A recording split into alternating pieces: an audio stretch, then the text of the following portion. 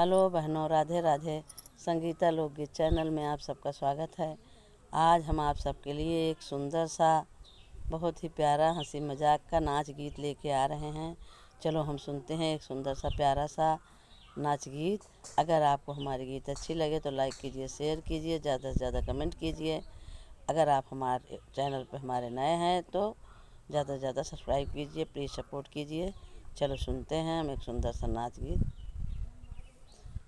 हाय कांधा रे मोरी भरी दा गगरिया, हाय कांधा रे मोरी भरी दा वगरिया, भरी दा भराई दा सर पर उठाई दा, भरी दा भराई दा सर पर उठाई दा।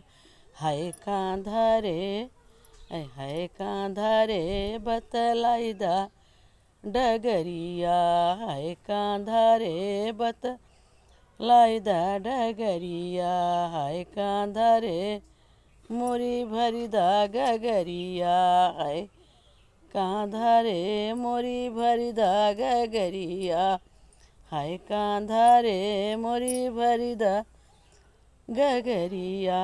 जयपुर शहरवा में लागली बजरिया, जयपुर शहरवा में लागली बजरिया, है कांधा रे मोहिला दो चुनरिया, है कांधा रे मोहिला दो चुनरिया।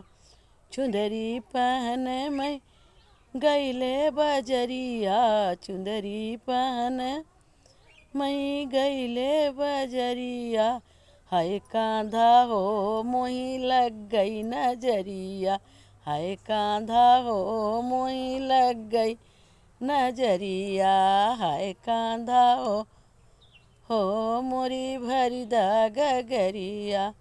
पटना शहरवा से बैदा बोलाई दा, पटना शहरवा से बैदा बोलाई दा, हाय कांधा हो मोरी झारई नजरिया, हाय कांधा हो मोरी झारई नजरिया।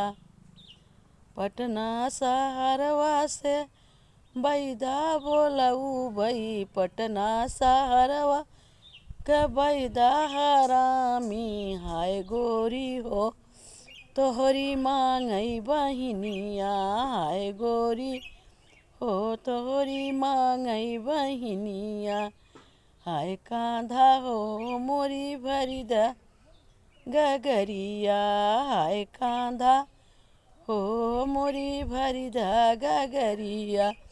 पटना शहरवा का बैदा हरामी, पटना शहरवा का बैदा हरामी, हाय राजा हो तोहरी मांगई बहिनिया, हाय राजा हो तोहरी मांगई बहिनिया, हाय राजा हो दई दे बहिना नदिया, हाय राजा हो दई दे बहिना नदिया, हाय राजा हो मोरी भरी दा गगरिया।